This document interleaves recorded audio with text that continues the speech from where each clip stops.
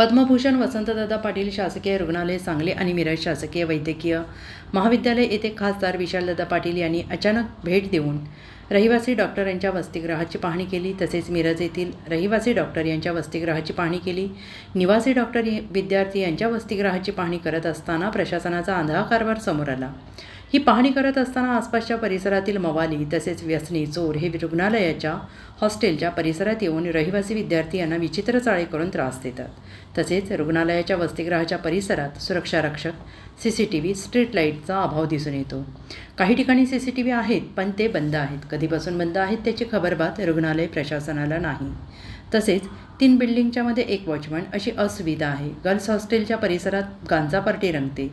समोरील कावेरी नावाच्या बिल्डिंगमध्ये आसपासच्या मवाल्यांनी आपले बस्तान बसवले। ते तिथून गांजा फुकतात आणि समोरच्या हॉस्टेलमधील मुलींचे व्हिडिओ चित्रित करतात।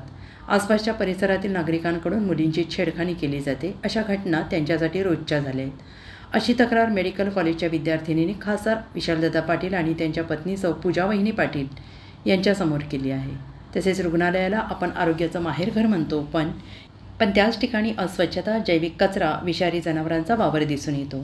तसेच त्यातील जबाबदार व्यक्तींची विद्यार्थिनींशी, डॉक्टर आणि इतर स्टाफशी संवाद साधला।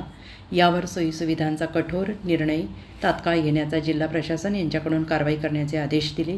यावेळी अधिष्ठाता doctor PD Gurav, medical superintendent doctor Rupesh Shinde, प्रशासकीय अधिकारी विश्वनाथ माळी, मी सक्षमा व्यवस्थापिका गीतांजली पाटील, वसंतदादा कारखाना संचालक श्री अमित कुमार पाटील, माजी जिल्हा परिषद सदस्य विशाल चौगुले, माननीय सावंतकुमार दरुरे आदी उपस्थित होते।